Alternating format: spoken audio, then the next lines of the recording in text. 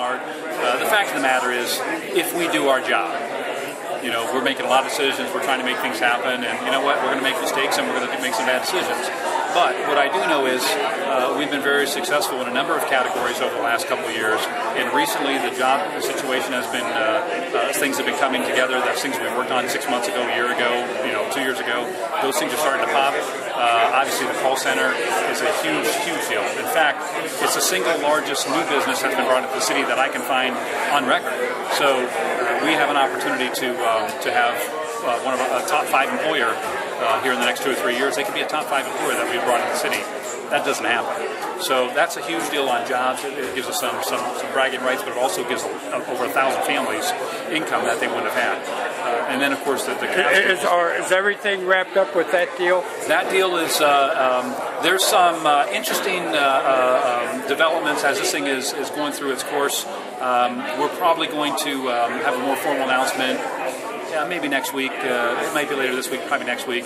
But what I can tell you is they're here. They've already started the hiring. They've started the training, and it's happening. Yeah. How about the D-League situation? Is that going to have any economic impact on Canton? No question about it. It's going to have two levels of impact. One is the city operations, which is taxpayers' dollars, and the other one is the economic impact you have from bringing a couple of thousand people in for an evening event. And so you think about the visiting teams are going to have to stay in a hotel. Hopefully they'll stay downtown. You've got the referees, you've got the vendors, you've got a lot of activities, and plus you have entertainment. And anytime people are coming out and spending money, I mean, you go to the movie theater and spend $20, it's an economic impact. So this is going to be the same type of thing, but a little bit more exciting, and that's important. Plus they're bringing in staff and management. They'll have offices here, so we'll have roughly 30 employees. About half of them will be players, the other half will be management and operations and marketing people. So it's just like starting a new business and you got 30 employees right off the bat. That's a good deal. As far as the city goes, you know as well as I do that it wasn't that long ago that the Civic Center, the Civic Center's always lost money, and those facilities lose money all over the country. But we were losing over $1 million or roughly $1 million a year on that building not that long ago. They've made some changes in the past to help reduce that, to get down to about $800,000 loss.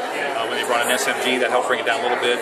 We have continually made adjustments over the last 3.5 years that each year we've been able to whittle away more losses and make some adjustments. I think this year we're probably going to lose $200,000 to $250,000, which is significantly different than $1 million. And with the addition of the Cavaliers team, we think that we can get that down close to $100,000 next year. So we're talking now about a possible break-even of the operations of the Civic Center from an organization or an operation that was losing, $800,000 $1 million or so. If you think about that, those are taxpayers' dollars that we were using to keep this building open to provide a service for the city. If we can get that building to be self-sustaining, that's $1 million over the last 6 or 8 years that we've now taken out of that operation, and we can use for police and firemen and other operations, or just not have to charge taxpayers. So it's again one department that we're seeing major shifts and adjustments to help us make it run more like a business. Well, one of the numbers that was discussed at your event last week was $100,000 in advertising revenue. Is that right? Yep. Would you explain that, please? Well, what we did is rather than us going out and bidding, advertising, and picking up a little here, a little there, whatever, we're not.